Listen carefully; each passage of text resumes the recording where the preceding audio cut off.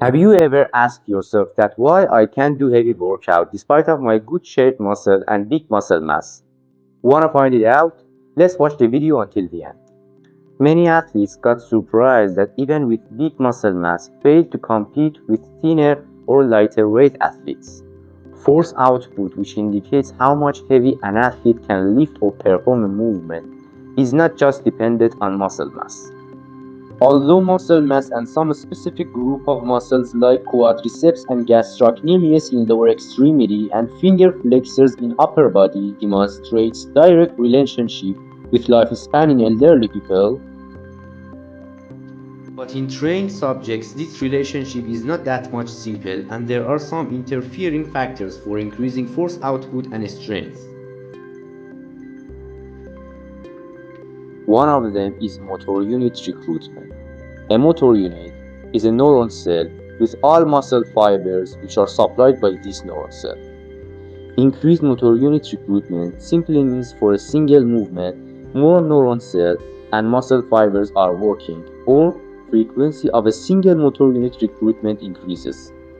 For example, if a motor neuron of a motor unit sends 5 electric pulses in 10 seconds to the muscle, by increasing the frequency, it reaches to 7 or more in 10 seconds, which increases efficiency of training. Another element is increased output and excitability from brain cortex to spinal cord and muscles, which indirectly leads to increased and faster motor unit recruitment. An interesting component for muscle strength is called kinesthetic awareness. To understand it better, first we should define proprioception.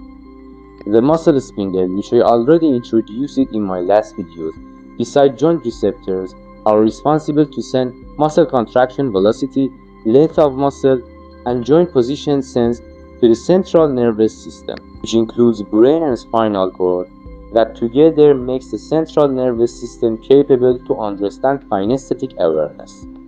A simplistic and short explain for this concept is the brain's ability to understand which muscles and how they are behaving for a joint or joints.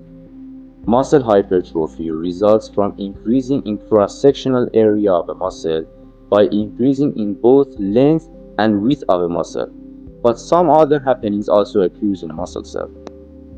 Each muscle fiber contains myonuclei, which is the nucleus of the cell, cellular matrix called sarcoplasm, which is a fluid containing substance like blood and plasma, sarcoplasmic reticulum, which is the store of calcium ion that is required for contraction phenomenon, and myofibrils connecting their substances to each other by structures called cross bridge.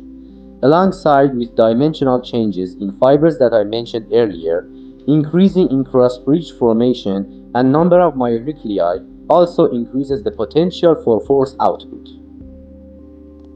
Do you remember the muscle fiber types from my previous videos?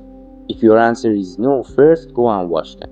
But if you do remember them, it's better to know that although the muscle fiber types may change over time based on mode of exercises, but congenital dominancy of type 2 fibers over type 1 results in better strength performance.